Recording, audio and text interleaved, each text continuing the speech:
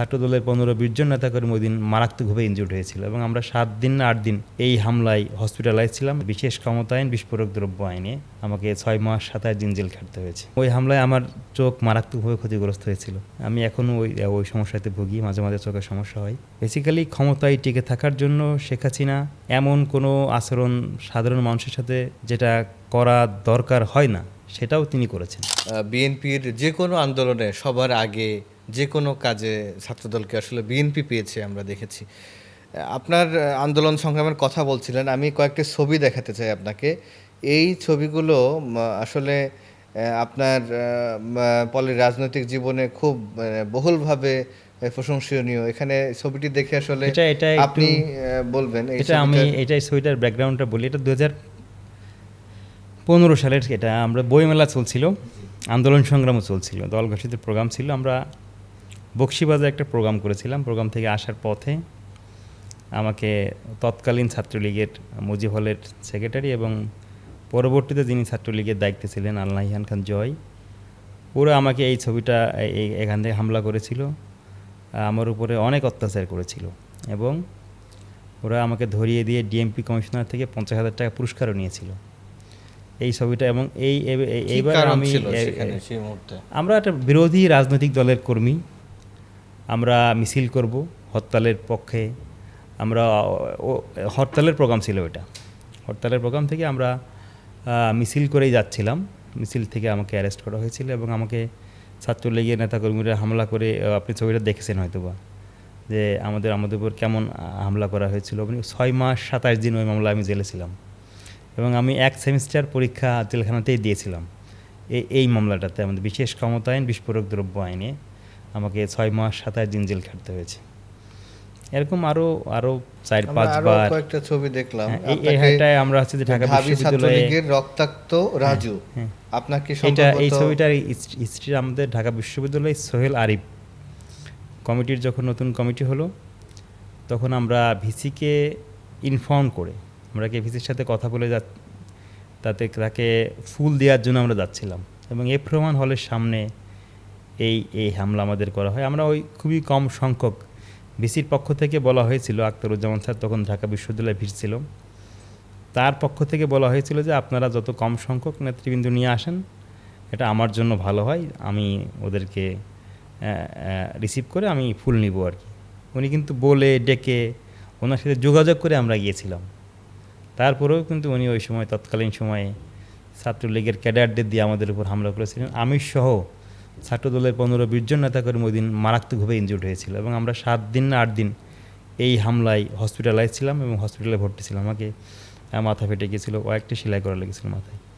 এবং একটা ছবি খুব বেশি বেড়ায়, আপনার চোখ রক্তাক্ত, চোখের ওইটা আর একটা হামলার ঘটনা, ওটা বলি আমরা। ওটা 2023 সালের দিকে আর কি, রমজানের ভিতরে 17 রমজান চলছিল সম্ভবত। আমি ইফতার করে আমার সাথে আরও আমাদের রাজনৈতিক, আমাদের ছোটো বোন মানসুরা, ছোটো ভাই মেহেদি, আমার একটা বন্ধু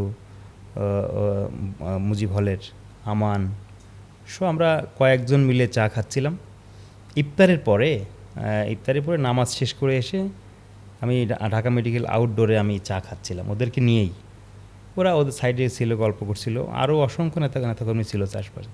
তখন তো ফ্যাসিবাদী আমল ছিল, বিরোধী আমল ছিল, আমরা ক্যাম্পাসে বসে কোথাও চা খেতে পারতাম না। কিন্তু আমরা ভাবেছি যে রমজানের ভিতরে ইফতারের সময় আর কি হামলা করবে, স্বাভাবিক ইসলামিক দৃষ্টিকোণ থেকে, যে রমজানের ভিতরে এখানে রাজনৈতিক কোনো প্রোগ্রাম নেই, কোনো মিছিল নেই, কোনো মিটিং নেই। ক্যাম্পাসের পাশে দাওয়াত দেয়, তো ক্যাম্পাসের পাশে আমরা সবাই মিলে একসাথে ইফতারি করে চা খাচ্ছিলাম। তখনই আমাদের উপরে হামলাটা করা হয়েছিল এবং ওই হামলায় আমার চোখ মারাত্মকভাবে ক্ষতিগ্রস্ত হয়েছিল।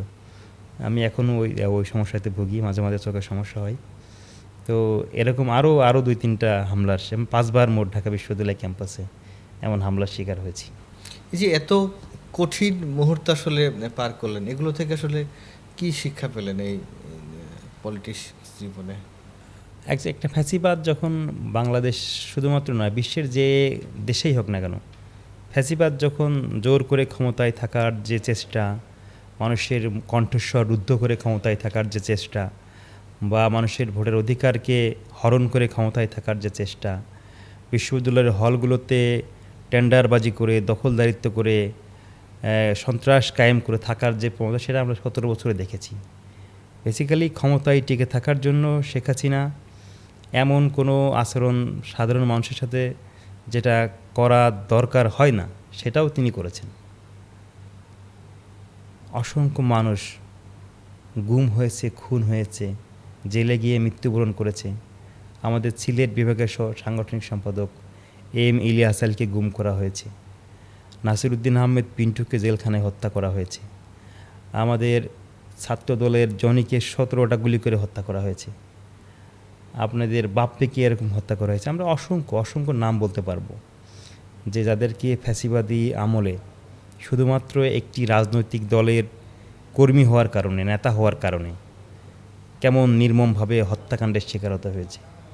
কিন্তু আমাদের নেতাকর্মীরা কখনোই রাজপথ ছেড়ে পালিয়ে যায়নি। এই যে রাজু ভাই, ছাত্রদলের এই যে সংগ্রামের কথা বলছেন, ছাত্রদল খুব কঠিন সময়েও বিশেষ করে যে জায়গা থেকে আপনাদের উঠে আসা ঢাকা বিশ্ববিদ্যালয়, এই জায়গাগুলোতে মানে আপনাদের সঙ্গে যারা নির্যাতন করেছে, নির্যাতনকারী হিসেবে ছিল, এই সংগঠন ছাত্রলীগ বিশেষ করে, তাদের বিরুদ্ধে বা তাদের নিয়ে আপনাদের অবস্থানটা আসলে এই মুহূর্তে কি?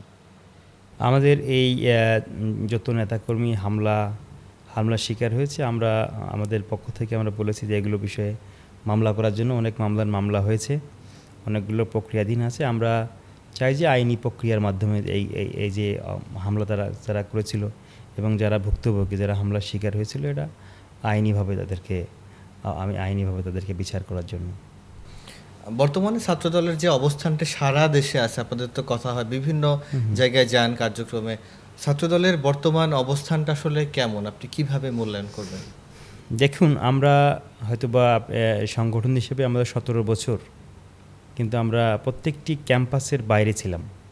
ঢাকা বিশ্ববিদ্যালয় থেকে শুরু করে বাংলাদেশের যতগুলো পাবলিক বিশ্ববিদ্যালয় আছে, বেসরকারি বিশ্ববিদ্যালয় আছে, বা স্কুল, কলেজ, বিশ্ববিদ্যালয় যতগুলোই আছে না কেন, শুধুমাত্র ছাত্রদলের কর্মী হওয়ার কারণে কিন্তু অনেক শিক্ষার্থী পরীক্ষা দিতে পারেনি, ক্লাস করতে পারেনি, বা ঠিকমতো তারা পরীক্ষায় অংশগ্রহণ করতে পারেনি। অসংখ্যভাবে কিন্তু তারা হেনস্থার শিকার হয়েছে, মামলার শিকার হয়েছে।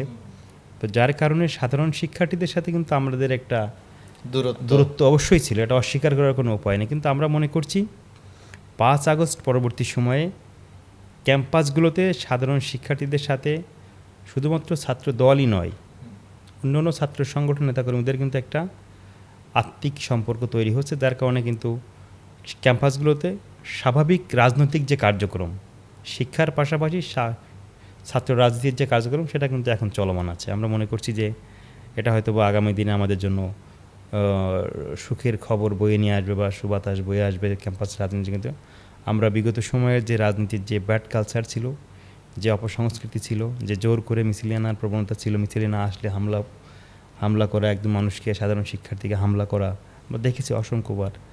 তারপরে আপনাদের ছিট বাণিজ্য করা, তারপরে ক্যাম্পাসের ক্যান্টিনগুলোতে দখলদারিত্ব ছিল, মানে ছাত্র রাজনীতির যে অপসংস্কৃতিগুলো ছিল, আমরা সবগুলো থেকে আমাদের নেতাকর্মীদেরকে কিন্তু আমরা বিরত রাখার চেষ্টা করছি এবং আমরা অনেকাংশে সক্ষম হয়েছি। 2-1টা ঘটনা হয়তো বা ঘটতে পারে যেটা ছাত্র রাজনীতির সাথে যায় না, কিন্তু ছাত্রদল একটা বৃহৎ সংগঠন, কিছু ভুলভ্রান্তি তো হবেই। তো আমরা মোটা দাগে 5 আগস্ট পরবর্তী সময়ে আমরা চেষ্টা করেছি সাংগঠনিকভাবে এইগুলোকে দমিয়ে নিয়ে আসার, আগের যে পুরাতন যে সংস্কৃতি, যে কালচার, যে অপসংস্কৃতি, সেগুলো থেকে বেরিয়ে এসে আমরা নতুন ধারার রাজনীতির প্রবর্তন করতে চাই ক্যাম্পাসগুলো, ছাত্র রাজনীতি, যেটা আপনি এক প্রকার অনুকরণও বলতে পারেন। যে আমাদের তারেক রহমান, উনি যে আমাদের ছাত্র দলের সাংগঠনিক অভিভাবক, উনি বাংলাদেশের প্রধানমন্ত্রী, রাজনীতিতে উনি যে নতুনত্ব নিয়ে আসছেন, আমরা তাকে ফলো করেই, যেহেতু তিনি আমাদের সাংগঠনিক অভিভাবক, আমরা তার হাতকে শক্তিশালী করার জন্যই নতুন ধারার যে রাজনীতি, আপনি দেখেছেন উনি প্রধানমন্ত্রী হওয়ার পরে জুলাই আগস্ট আন্দোলনের যিনি অন্যতম নেতা ছিলেন নাহিদ ইসলামের বাসায় গিয়েছেন, বা এখন যিনি বিরোধী দলের প্রধান জামাত ইসলামের আমিরের বাসায় গিয়েছেন। এই যে রাজনীতিতে পরিবর্তন, বিরোধী দল বলতেই সহ্য করা যাবে না, কথা বলা যাবে না, তাদের সাথে বিরূপ আচরণ করতে হবে, এই যে প্রক্রিয়া ছিল বিগত সময়ে, আমরা সেগুলোকে আমরা ওনার থেকে অনুপ্রাণিত হয়েই সকল ছাত্র সংগঠনগুলোর ভিতরে আন্তরিকতা থাকবে, রাজনৈতিক বিতর্ক থাকবে, তর্ক থাকবে, আলোচনা থাকবে, সমালোচনা থাকবে, কিন্তু এক টেবিলে রাজনৈতিক আছেন আপনারা। সৌন্দর্য থাকতে হবে। আমরা সেটা তারেক রহমানকে অনুকরণ করে আমরা আগামী দিনে মাঠের রাজনীতি, ছাত্র রাজনীতি সেটা প্রতিফলন করার চেষ্টা করব। আমরা মনে করি এটাই আমার যে ধারণা, এটাই প্রত্যেক ছাত্র সংগঠনের নেতাকর্মীদের হওয়া উচিত, যে রাজনৈতিক বিতর্ক থাকবে, তর্ক থাকবে, কিন্তু এক টেবিলে সবাইকে বসে আলোচনার টেবিলে আসতে হবে, কথা বলতে হবে, সমস্যার সমাধান করতে হবে। আমার সাথে আপনার মতের মিল থাকবে না, কিন্তু আমরা রাজনৈতিক সৌন্দর্য যেটা থাকা দরকার সেটা থাকতে হবে।